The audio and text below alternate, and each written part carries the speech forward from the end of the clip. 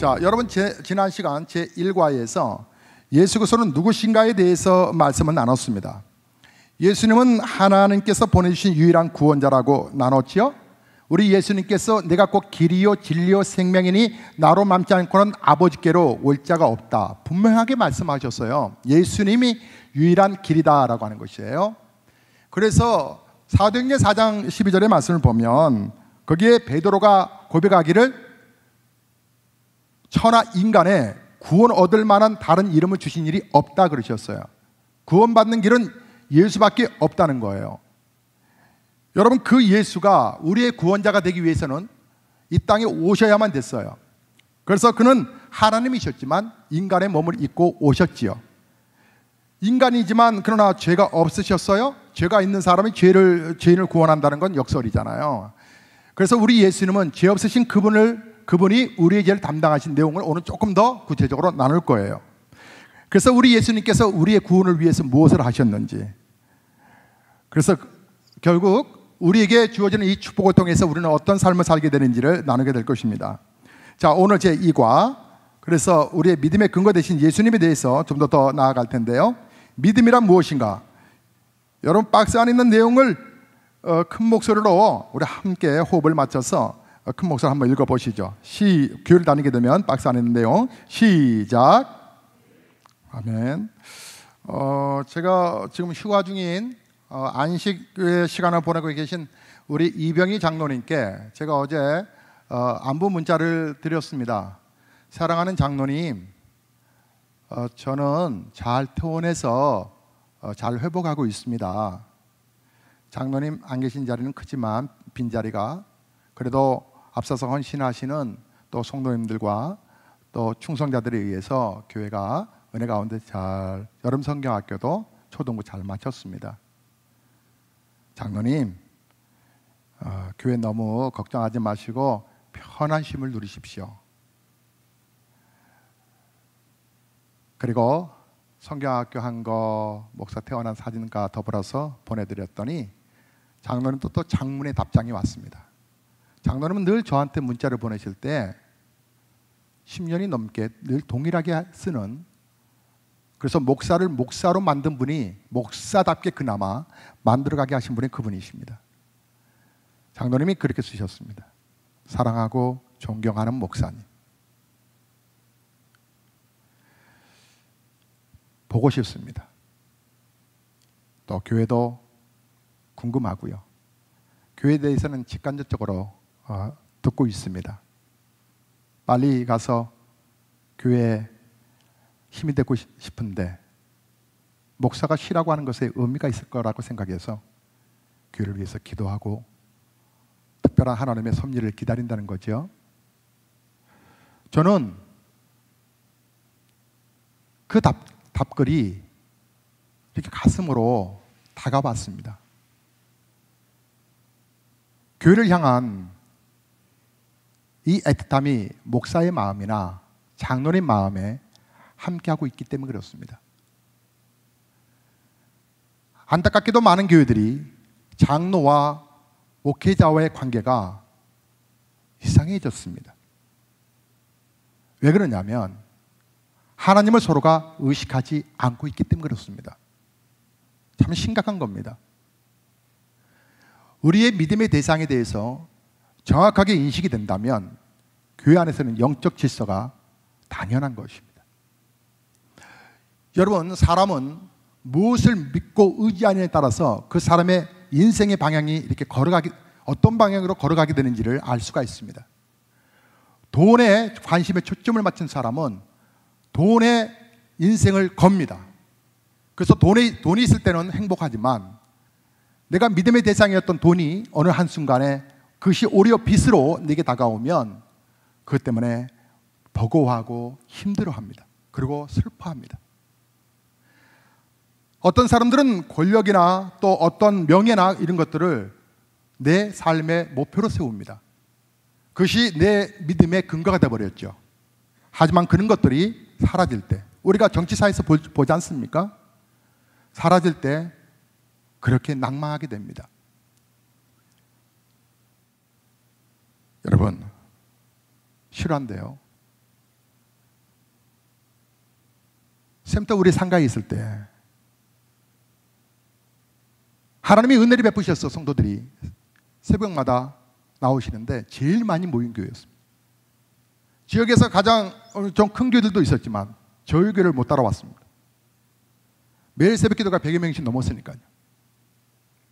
근데 그때 한 할머니가 늘 새벽마다 나오시는데 저희 교회 등록한 성도는 아니셨지만 그 할머니는 뭔가 이렇게 안타까움이 가슴으로 느껴졌습니다.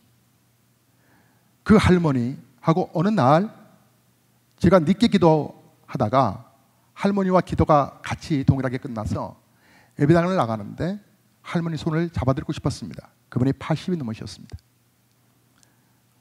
할머니, 교회에 편하게 마음 먹고 편하게 기도하세요. 등록 안 하시면 성도님들이 되게 미안해하고 부담을 갖는 걸 저는 알고 있기 때문에 그렇습니다. 그랬더니 할머니가 제 손을 한 손을 더 얹어 양손을 잡으시면서 고마워요. 근데 눈가에 이슬이 맺혔습니다. 하실 말씀이 있으시군요 했더니 내 얘기 조금만 들어줘요. 그래서 그 얘기를 듣는데 정말 가슴이 아팠습니다. 이분은요 젊었을 때 남편을 잃었습니다. 그래서 재혼하지 아니하고 그 6.25와 그 어려운 시간의 세월들을 흘러가면서 정말 자식들 잘 키워보자. 그래서 아들 둘을 하루에 한 끼 먹고 자식들 그리고 가회와 그 당시에 가위가 없는데도 불구하고 어쨌든 간에 자식을 향해서 믿음의 대상이 자식이었던 거죠. 그렇게 자식을 향해서 힘을 다했습니다. 정말 자식들은 엄마의 뜻대로 잘 자라졌고요. 그래서 큰 아들은 명문대를 졸업했습니다. 그래서 서울에 있는 모 대학교의 교수가 되었고요. 둘째 아들은 명문대는 아니었지만 대학을 졸업하고 은행에 취직해서 지점장이 되었습니다. 이 정도면 잘 키웠지요? 근데 장가를 보내고 나서 자기들이 한 해 두 해는 오더니 명절 때 이제 조금씩 용돈을 보내드리고 그들로부터 자식들이 수년째 오지 않았습니다. 동생에게 가보라 그러고 동생은 형이 가보라 그러고 결혼하더니 왜 이렇게 그렇게 남남이 되어 가는지. 목사님, 나는 명절이 다가오는 게 너무 싫어요. 잘 됐어요. 그러면 저희 교회로 오세요. 저는요 명절에 교회 지키는 게 제 습관이거든요. 취미거든요. 그러니까 저하고 우리 송편 만들어요. 근데 할머니는 한 달 후에 명절이 다가왔는데 명절 기간 내내 보이지 않으셨습니다. 자녀들은 늘 설이나 명절 때에 해외여행을 가고 지금이야 해외여행을 자주 가는 문화가 됐지만 여러분 10여 년 전에는 그건 특별한 가정들이나 갔었습니다. 그런데 그분들은 정말 어머니를 돌보지 않았습니다. 어머니는 청춘을 다하여서 그 아들들을 그렇게 못 먹고 못 입고 그렇게 키웠지만, 그래서 정말 사회적으로 잘 키웠지만 자식들과 손주들은 그 어머니 할머니를 찾아오지는 않았습니다. 명절 때도 그 권사님은 그분은 권사라고 그러셨는데 보이지 않았습니다. 그리고 명절이 지나 한 일주일 정도 됐을까요? 우리 샘터 2단지에 막 수근수근 하는 소리가 들려왔습니다. 어느 노파가 저 마지막 층에 올라가가지고 의자 밟고 떨어져서 투신해서 죽었는데 가족이 없고 그래서 누군지를 모른다고. 순간 그 얘기를 듣는 그 순간에 이분이 우리 교회를 나왔던 그 할머니 노파의 권사라고 하는 이 촉감이 확 느껴졌습니다. 그래서 그분의 시신을 저 원당 시장 가기 전에 연세 무슨 장례시장이라고 지금도 있는데 그게 모셨다는 것을 듣고 제가 그 길에 막 달려갔습니다. 시신을 확인하자 한 달 전에 저하고 함께 얘기를 나눴던 그 권사님이셨습니다. 몰골이 아니었습니다.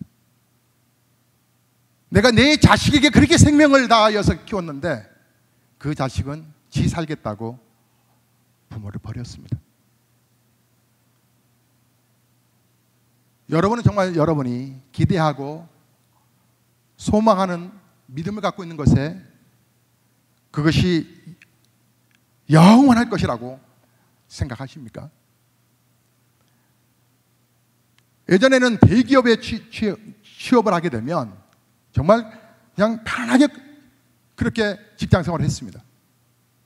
그 어렵게 뚫고 들어가서 대기업의 연봉도 충분하게 받으면서, 그러나 이제는 40대가 되면 언제 성과별의 성과가 없으면 언제라도 잘릴 수 있다고 하는 것이 위기감이 다가왔습니다. 예전에는 대기업이 나의 남은 인생을 책임져 줄 거라고 생각했는데 이제는 그렇지 못합니다. 직장이 나의 믿음의 대상입니까? 여러분의 자녀요?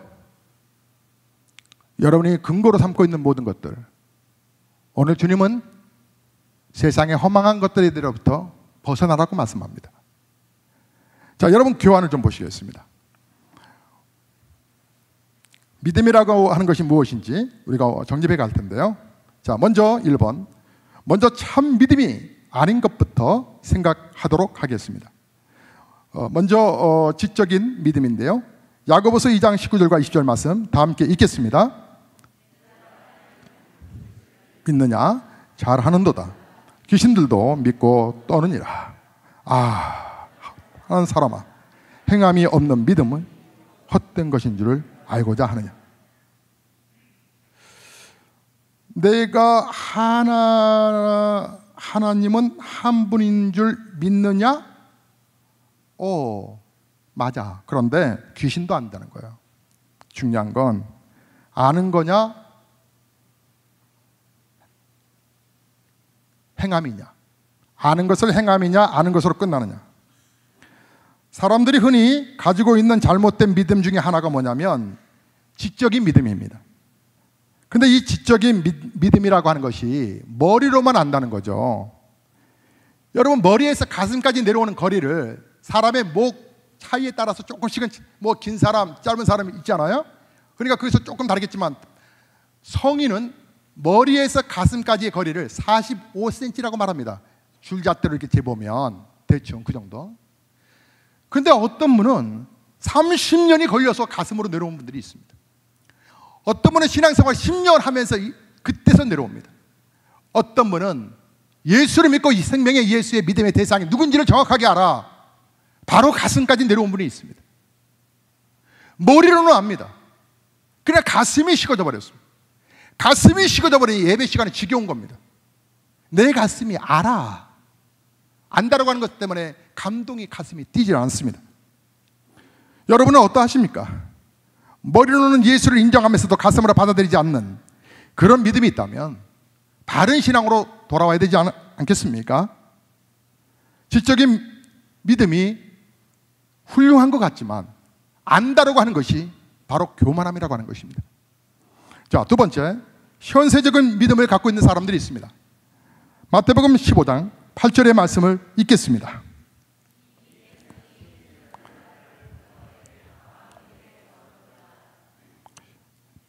이 백성이 입술로는 나를 공경하되 마음은 내게서 멀도다.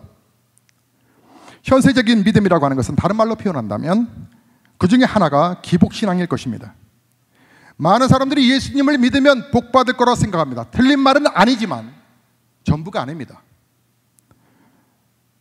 한 입시생의 어머니가 절에 가서 불공을 드리다가 뭔가 이렇게 가슴이 뭔가 허전함을 느낍니다.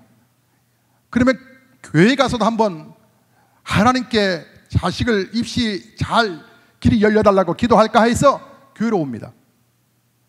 근데 그 입시철의 믿음은 입시가 끝나면 그로 끝나는 것입니다. 어떤 사람은 질병으로 인해서 교회를 옵니다. 그러나 질병에서부터 해방되면 그분은 교회를 떠나갑니다. 어떤 분은 정말 말 그대로 자녀가 너무 힘듭니다. 그래서 자녀를 위한 복을 빌기 위해서 교회를 옵니다. 근데 목적어하는 바가 이루어졌거나 이루어지지 않았다라고 생각하고 자기 본인의 판단이 있으면 언제든지 떠나갑니다. 우리 인생에는 한 가지의 문제가 해결되면 그 다음 문제가 이렇게 이어집니다. 계속 문제 덩어리입니다. 이 문제들을 해결하기 위해서 믿는 기복신앙은 우리의 믿음을 완전하게 세워주지 못합니다. 물론 처음에는 기복신앙으로 출발할 수 있습니다. 내 자녀가 아파서 하나님 앞에 내가 이제 돌아가야지 하고 돌아올 수도 있습니다.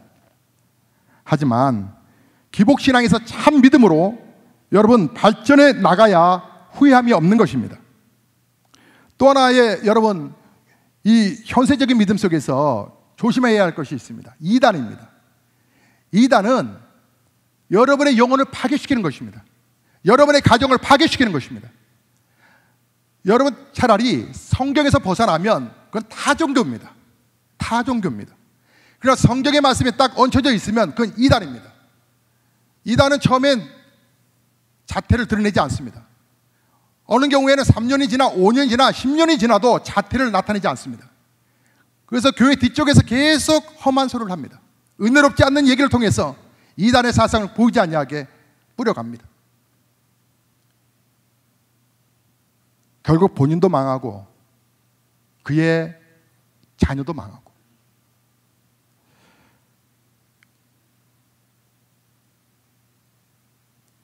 여러분, 그렇다면 우리가 가져야 할 바른 신앙, 참 신앙은 어떤 것일까요? 큰 2번, 참 믿음은 어떠한 대상과 내용을 갖습니다. 자, 우리가 함께 오늘 말씀을 본문 읽었던 말씀인데 다시 한번 보실까요? 믿음의 대상 마태복음 16장 16절입니다. 읽겠습니다.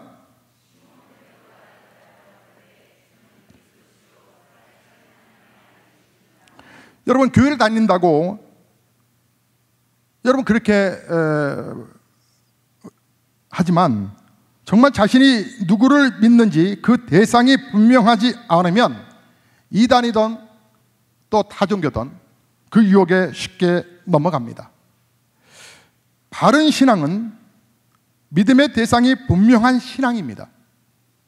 베드로가 이 고백을 하게 된 이유가 있습니다. 예수님이 어느 날 제자들을 데리고 가이사라 빌립보라고 하는 곳으로 가셨습니다. 그것은 이제 언덕이 좀 높은 곳인데 그러다 보니까 많은 사람들이 따라오지는 않았습니다. 그래서 오랜만에 제자들과 예수님이 함께하는 시간이 있었습니다.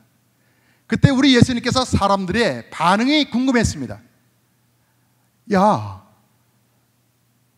사람들이 나에 대해서 뭐라고 평가하더냐, 뭐라고 말하더냐 하니까 제자들이 말합니다. 세례 요한이라고 말합니다.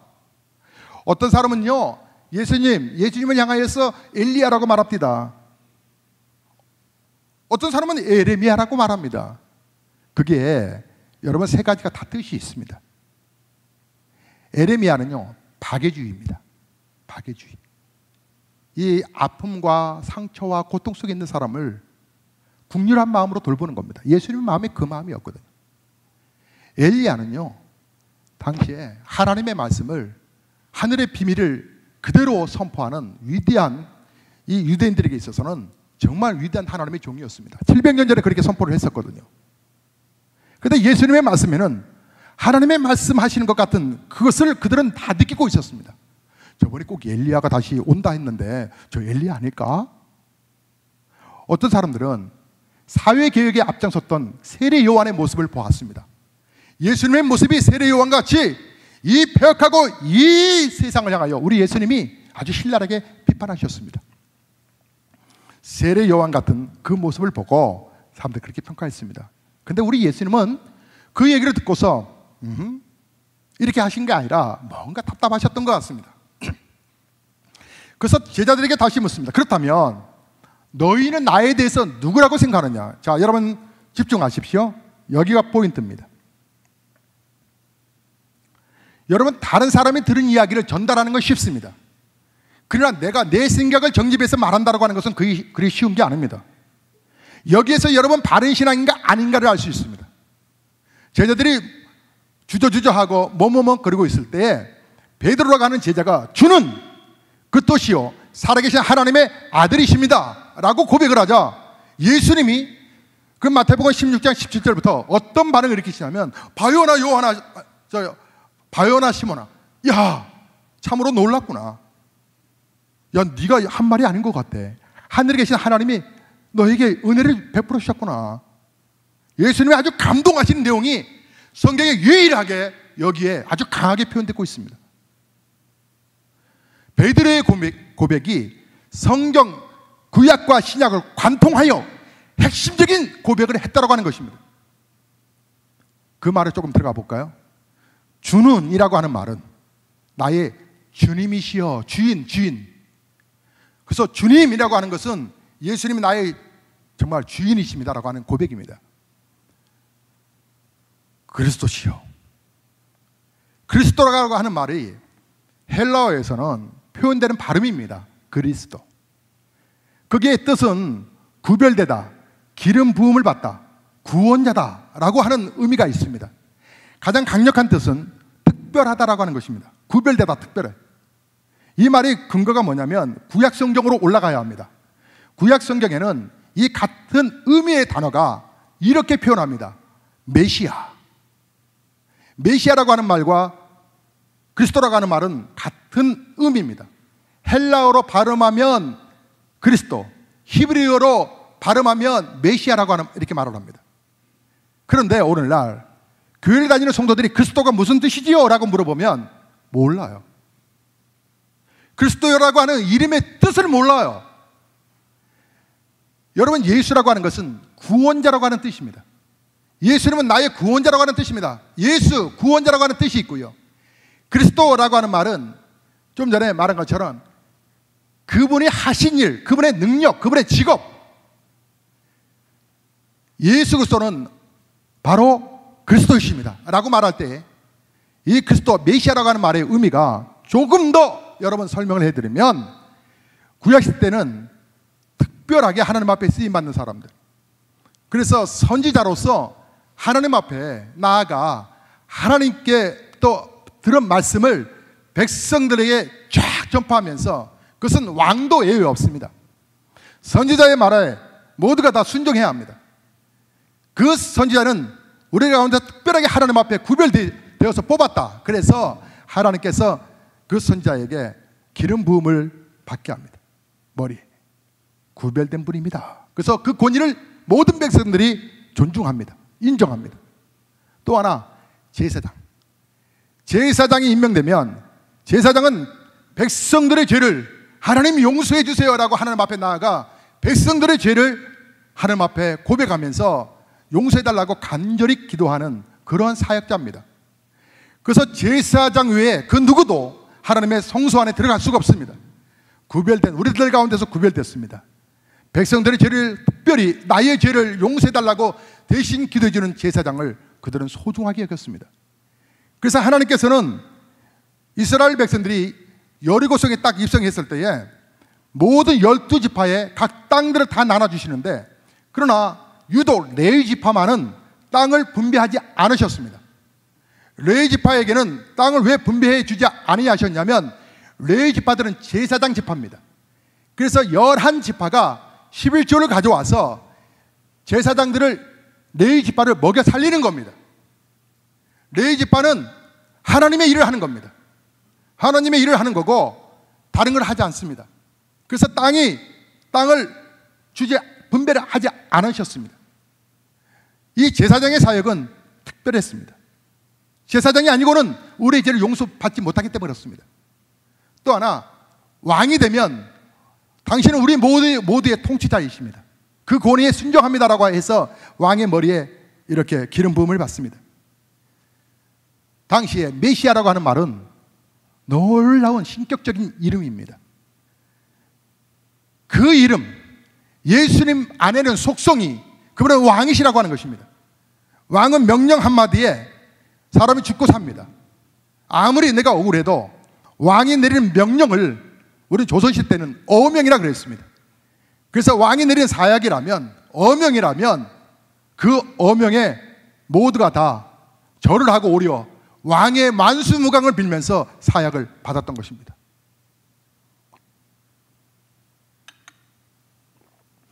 우리 예수님은 풍랑이는 파도를 잠잠하라 말씀하시니, 왕의 명을 들으셨던, 하나님과 같은 그 명령권을 갖고 계셨던 예수님의 그 말씀 앞에 파도와 바람이 잔잔해졌습니다. 저 죽은 사람을 향하여 일어나라 청년아. 우리 예수님의 말씀 한마디에 죽은 시체가 일어납니다. 나사로를 향하여서 나사로야 나오너라. 그분은 왕이셨습니다. 우리 하나님이 말씀하실 때마다 천지가 만들어졌던 것처럼 우리 예수님은 바로 그런 분이십니다. 그래서 그분에게 그리스도라고 하는 말은 당신은 우리의 왕이십니다. 우리의 삶의 크고 작은 모든 문제들은 당신이 해결하십니다. 목사는 기도하다가 우리 성도들이 가끔 아파서 병원에 가게 될 때 하나님께 빨리 여쭤봅니다. 하나님, 죽을 병인가 아닌가? 어차피 다 죽는 거지만 그래서 이 병으로 인해서 죽을 병인가 아닌가 알려주세요. 그래서 하나님께서 감동을 줄 때도 있고 감동을 안 주실 때도 많습니다. 그러나 감동이 딱 주시면 저는 지체 없이 선포합니다. 병 검사하시면요 좋을 거예요. 괜찮아요. 이건 영적인 부분이에요. 그래서 정말 큰 대학병원에서 검진을 했는데 좋아졌다는 얘기를 늘 듣습니다. 어느 성도는 이대 목동병원에서 죽어갑니다. 중환자실에서. 그런데 목사가 그분을 위해서 기도하고 나와서 가족들에게, 불신자 가족들도 있었는데 선포했습니다. 이번에 살아날 겁니다. 의사가 장례 준비하려는데요 살아납니다. 3주 안에 하나님의 영광을 보게 될 겁니다. 정말 놀랍게도 그분이 3주 안에 정신을 차리게 되고 깨어나서 일반 병실로 넘어갑니다. 재작년에는 우리 송도 안에서도 있었습니다. 여러분, 그분을 인정하는 그 순간에 왕의 명령이 우리에게도 임합니다. 그리스도라고 말은 바로 우리에게 이런 권능을 주셨던 것이었습니다. 그런데 우리는 그 능력을, 그리스도라고 하는 말의 의미도 모르고 신앙생활을 합니다.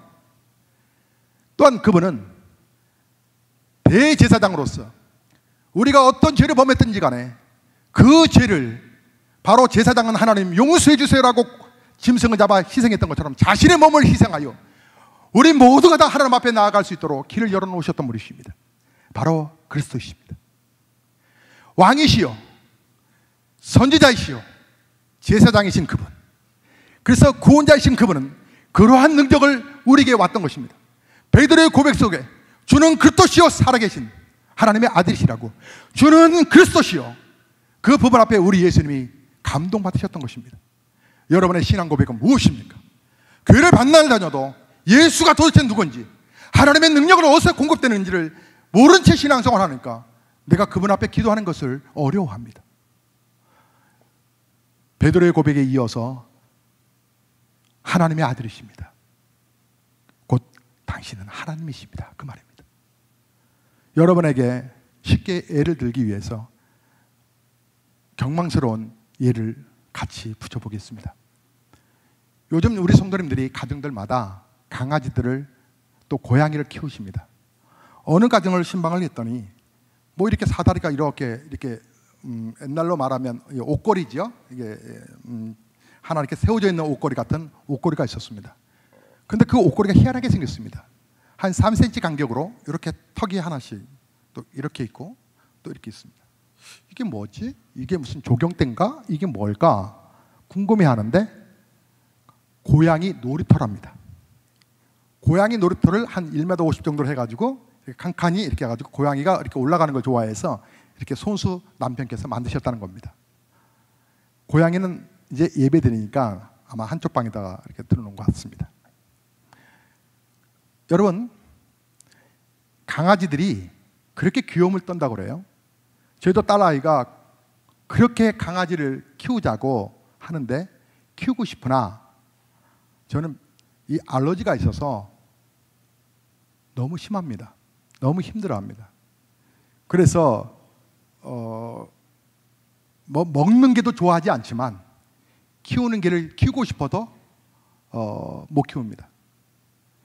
근데 어느 가정을 가보면 이 강아지를 예배 드릴 때 끌어안고 있어야 합니다. 왜냐하면 내려놓으면 앙앙거리니까. 그때는 성령의 능력도 잘 통하지 않는 것 같습니다. 제가 마음속으로 조용히 해라, 그 강아지를 쳐다보면서 조용히 해. 그래도 성령의 능력이 통하지 않아가지고 걔가 계속 짖습니다. 그러면 우리 성도가 이럽니다. 개를 강아지를 가슴에 품고 조용히 해. 내가 네 애미야. 내가 네 애미다. 엄마 말 다 들어. 조용히 해. 아유 이뻐라 내 새끼 내 새끼. 아빠도 퇴근하고 들어오면 아이고 잘 지냈어? 아빠가 뭐 해줄까? 하면서 그 피곤한 몸을 이끌고 개를 목욕시킵니다. 강아지가 그렇게 우리에게 기쁨을 줘요. 하지만 정말 내 자식입니까? 자식입니까? 물론 자식 같아서 개가 노안들어 죽으면 화장터에, 김포에 화장터에 있는데 아주 장사가 잘 된답니다. 납골까지 만들어서 납골 함에다 넣는다죠? 그럼 정말 내 자식입니까? 아니죠. 그런데 말이에요, 사람이 이제 부부가 결혼해서 때가 되면 아기가 생겼습니다. 아기가 딱 태어나는 그 순간부터 우리는 그 아기를 존중하는, 우리나라는 그런 민족입니다. 그래서 엄마의 뱃속에 10개월 있는 동안에 딱 태어나면 한 살을 먹은 겁니다. 그리고 또 한 살이 태어나서 또 지나게 되면, 1년이 지나게 되면 그때 우리가 돌맞이를 하는데, 서양 사람들은 그때 한 살을 알지만 우리는 2살입니다. 뱃속에 있는 아기를 생명체로 인정한다고 하는 것이죠. 사람은 어머니 뱃속에 있을 때를 태생이라고 말합니다. 어머니 뱃속에서 나와서 이 세상을 살아가는 것을 일생이라고 말합니다. 인생이라 말하기도 하고요. 죽으면 끝나는 것이 아니라 그 다음부터 영생이라고 하는 것이 갈라져 있습니다. 그러나 이 짐승은 없습니다. 짐승은 그냥 이 땅에 살다가 생명 끝나면 끝나는 것입니다. 그러나 사람에게는 영생이 있어서 그가 예수를 믿었냐 안 믿었냐에 따라서 그가 영벌로 들어가든 영생의 하나님 천당으로 들어가든 구분되어 있는 것입니다. 여러분이 어머니 뱃속에 있어서 그때 여러분은 그냥 건강하게 잘 성장하고만 계셨겠지만 태어나면 이런 세상이 있을 거라고 상상이나 하셨겠습니까? 우리가 지금 이 땅을 살아가면서 그 다음 하나님의 나라 영광스러운 천당이 있다고 하는 것을 여러분 우리가 잘 상상이 안 되시죠? 그러나 분명히 있다고요. 영원한 지옥이 있든지 영원한 천당이 있든지 그 지옥과 천당의 갈림길을 우리 예수님께서, 그분이 모든 사람은 다 죄를 범하였으며 의인 없나니 단 한 사람도 없다. 그래서 사람의 몸으로 우리의 죄를 대하시기 위하셔서 우리 예수님이 육신을 입고 이 땅에 오셨던 것입니다. 인간의 모습으로 오셨지만 여러분 그 아기가 태어나면 그 아기를 사람이라고 그러지 동물로 말합니까? 동물들은 태어난 지 몇 시간이 지나면 뛰어다니기도 하지만 사람은 1년여 동안 지나야 겨우 아장아장 걸을까 이 정도입니다. 사람 구실도 제대로 못하는 아기지만 아기라고 그러지 짐승 새끼라고 말하지 않습니다. 하나님의 아들이라고 하는 말은 하나님이십니다. 당신의 본성은 하나님이십니다라고 하는 말입니다. 베드로의 이 고백을 듣고서 우리 예수님이 감동하셨던 것입니다. 여러분이 예수 그리스도의 이름 속에 담겨져 있는 비밀을 아십니까? 예수 생명의 그 은혜를 아시나요? 그분은 곧 하나님이셨습니다. 그 하나님이 나의 죄를 위하여 십자가에 못 박혀 죽으셨다고 하는 사실입니다.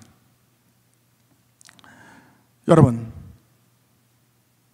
또한 그것이 바로 우리가 고백하는 예수 그리스도에 대한 고백이라면, 믿음의 대상이라면 분명한 것은 그 예수에 대해서 무엇을 고백하는 내용이 있어야 되느냐는 것입니다.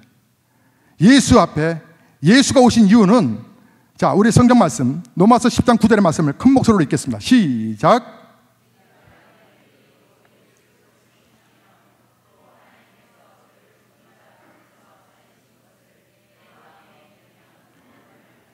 우리의 믿음의 대상 되시는 예수 그리스도, 그분을 통해서 우리가 구원을 받는데, 그 믿음이라고 구원에 이르게 되는 그 믿음의 그 내용이 뭐냐면, 우리가 예수님이 나 위하여 죽으심,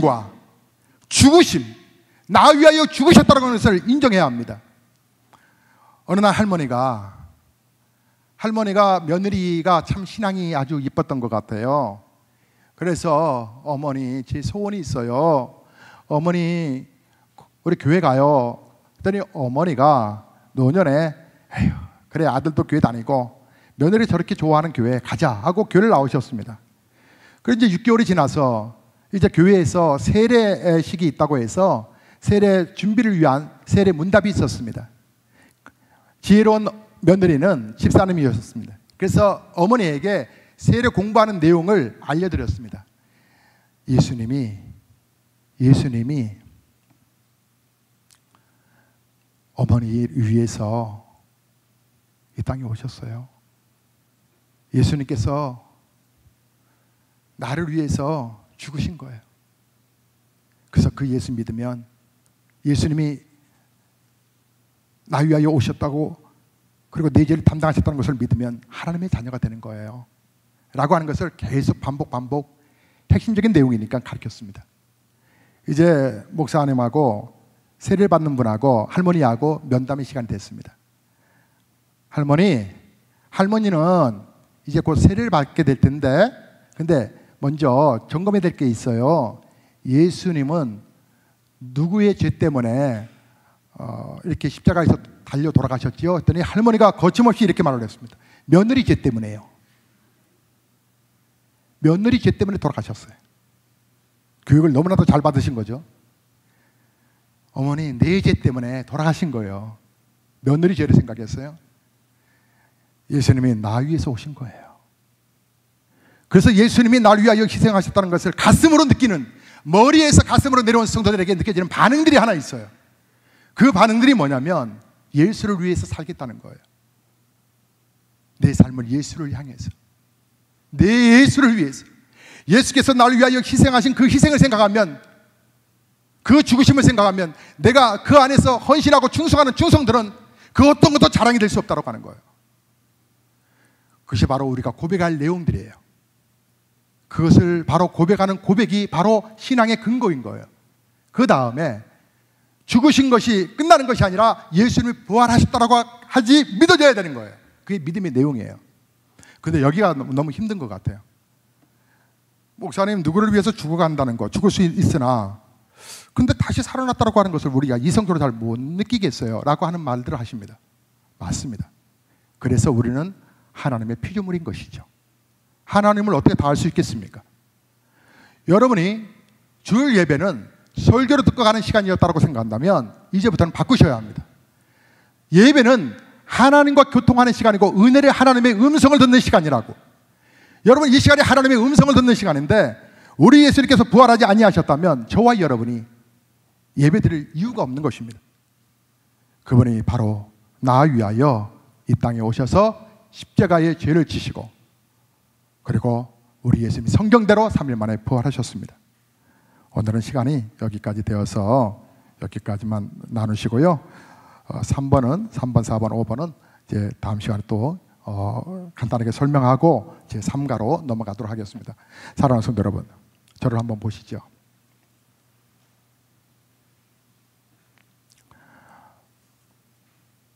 우리나라 속담에 초상 집에 가가지고 밤새도록 울어줬어요. 그리고 아침에 누가 죽었냐고, 누가 돌아가신 거냐고 이렇게 묻는다면 참 황당하게 그지없다라고 하는 뜻이 있는데, 우리가 교회에 와서 예수를 모르고 다니는 경우들이 많아요. 그런 분들이 교회 안에서 봉사자가 되잖아요. 신앙 경력에 따라서 이리 봉사하고 저리 봉사하잖아요. 그런데 하나님을 만나지를 않았어요. 지식인 믿음인 것뿐이죠. 그러니까 거기에서 짜증이 나요. 불평이 생겨요.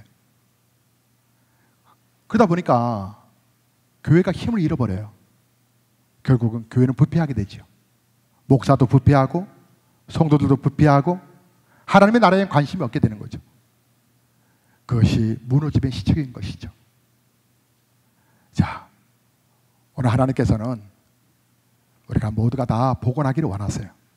조금 시간 지나면 여러분에게 남다른 하나님의 은혜가 임할 것입니다. 5주간 빠짐없이 하나님의 은혜를 더 추구하시기 바랍니다.